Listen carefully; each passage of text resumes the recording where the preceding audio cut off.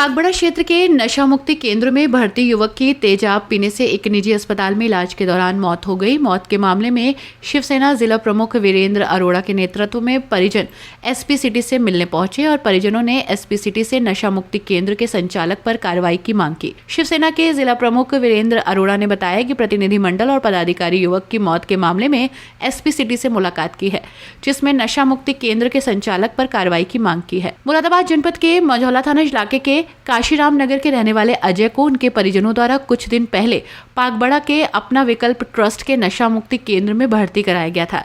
परिजनों का आरोप है कि एक दिन अचानक बेटे द्वारा तेजाब पीने की जानकारी उन्हें मिली। आनन फानन में उसे अस्पताल लेकर पहुंचे। मुरादाबाद में 3 दिन तक युवक का इलाज चला। 3 दिन के बाद युवक की मौत हो गई। युवक के परिजनों का आरोप है कि नशा मुक्ति केंद्र में युवक को गौमांस का सेवन कराया जाता था, जिससे वो आहत था। उसने मरने से पहले इस घटना का जिक्र अपने पिता से किया था।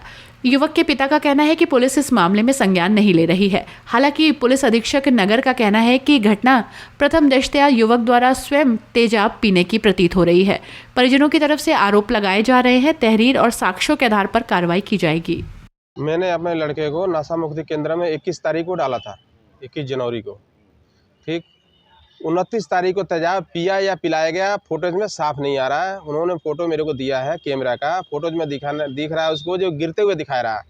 फिर इन्होंने अपना ट्रीटमेंट जारी कर दिया। इन्होंने 4 दिन के बाद इन्होंने मेरे को हैंडओवर करे लड़के को जब हालात बिल्कुल सीरियस हो गया तब मैं ले गया हूँ। तो जगह जगह डॉक्टरों को दिखाया।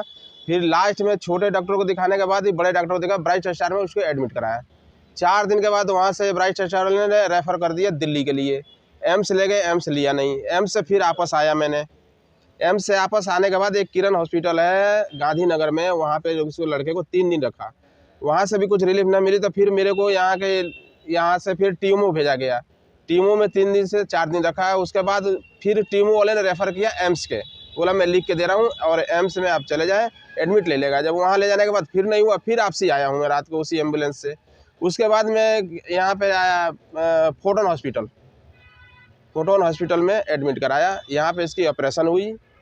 2 दिन तक बच्चा सही सलामत रहा। उसके बाद बच्चे का डेथ हो गया और हमने तहरीर दिया पागबड़ा थाने में, तो उन्होंने ना तो रिसीविंग दी, वो कह रहे हैं जो अपने आप देख लेंगे।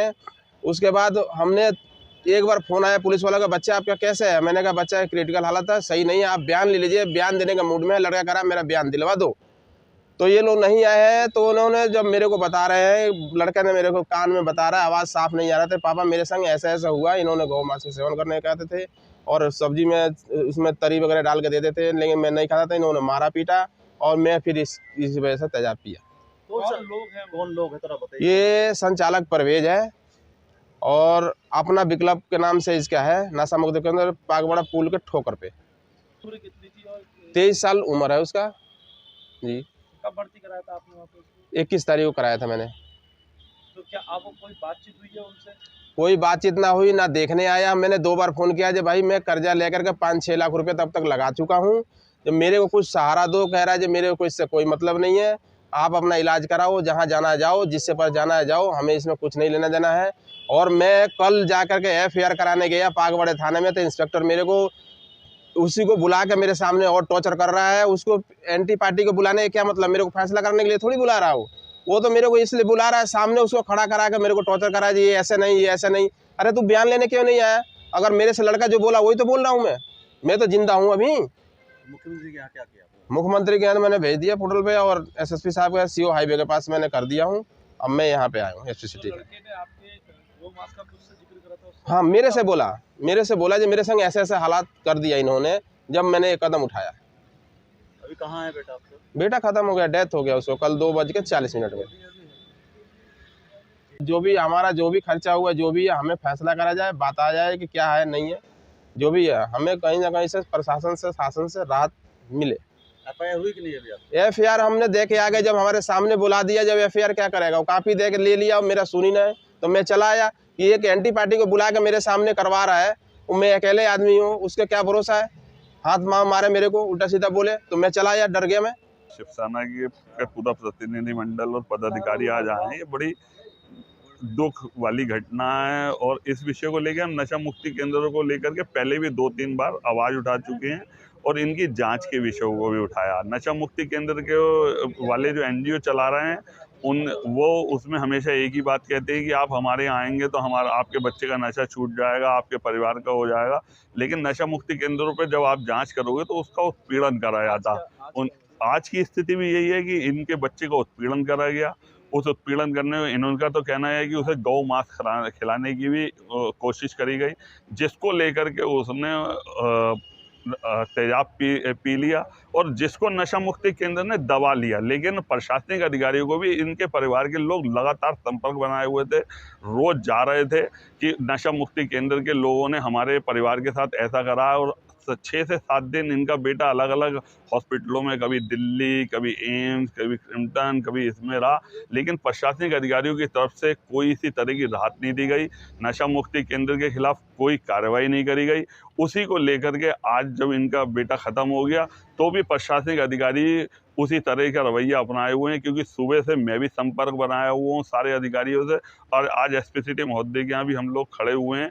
अभी वार्ता हुई है। अब आगे जिस तरह से वो आश्वासन देते हैं, हमारी मांग यही है जो नशा मुक्ति केंद्र चलाने वाले लोग हैं उनके खिलाफ कार्रवाई हो, अभियोग दर्ज हो और जो पुलिस के लोग जिन्होंने इसमें ध्यान नहीं दिया और उन नशा मुक्ति केंद्र के लोगों को संरक्षण दिया उनके खिलाफ भी कार्रवाई हो। इसी के लिए हम माननीय एसपी सिटी महोदय से मिला। ये उसके परिवार के लोग अगर किसी भी विषय को कह रहे हैं तो हम उसी विषय को पूर्ण रूप से आपके सामने रख रहे हैं, क्योंकि नशा मुक्ति केंद्र में इन लोगों का पूर्ण रूप से आरोप है कि उसको गौ मांस खिलाने की कोशिश करी गई, उसी की वजह से उसने तेजाब पिया। इस विषय को लेकर के हम कहते हैं कि नशा मुक्ति केंद्र की पूर्ण रूप से निष्पक्ष जांच होनी चाहिए। कौन लोग हैं, क्या उनको कुछ नाम पता है नशा मुक्ति केंद्र वाले? नशा मुक्ति केंद्र का मेरे को नाम नहीं पता। नशा मुक्ति केंद्र का इनके संज्ञान में ये जो परिवार के लोग हैं, परवेज नाम है जिनका, जो लोग चला रहे हैं। बहुत से नशा मुक्ति केंद्र में बता तो रहा हूँ, बहुत पूरे मुरादाबाद में अलग अलग एनजीओ के माध्यम से नशा मुक्ति केंद्र चलाए जा रहे हैं। उनमें मार पिटाई हो रही है, सारी चीज़ें हो रही हैं। उसमें हमने पहले भी एक मछरिया का विषय आया था कड़ेघर के नीचे, उसमें मारा पीटा था। शैलेंद्र कुमार साहब डीएम थे, उन्होंने जांच कराई थी। जो तथ्य हमने बताए थे वो पाए गए थे और नशा मुक्ति केंद्र के खिलाफ कार्रवाई करी गई थी। हम कार्रवाई की मांग कर रहे हैं, इसीलिए तो सब एकत्रित है। देखिए, थाना पागबड़ा क्षेत्र में, कस्बा पागबड़ा में एक नशा मुक्ति केंद्र है। वहाँ का एक इनमेट 30 तारीख के प्रेयर के समय कुछ जहरीला पदार्थ पी लिया था और उसके बाद उसकी तबीयत बिगड़ी। जो नशा मुक्ति केंद्र के संचालक और अन्य लोग जो वहाँ काम करते हैं उन लोगों ने उसको तत्काल हॉस्पिटल भेजवाया। यहाँ फोटोन हॉस्पिटल में पिछले 4 दिन से उसका इलाज चलता रहा, लेकिन कल उसकी दुखद मृत्यु हो गई। उसमें परिवारजनों का आरोप यह है कि संभवतः संचालक और जो वहाँ काम करने वाले हैं उनके द्वारा कोई गड़बड़ी की गई होगी। इस आशंका पे उनके द्वारा जो भी लिखित में हम लोगों को तहरीर प्राप्त होगी, जो शिकायत प्राप्त होगी, उसकी हम गहराई से जांच करेंगे।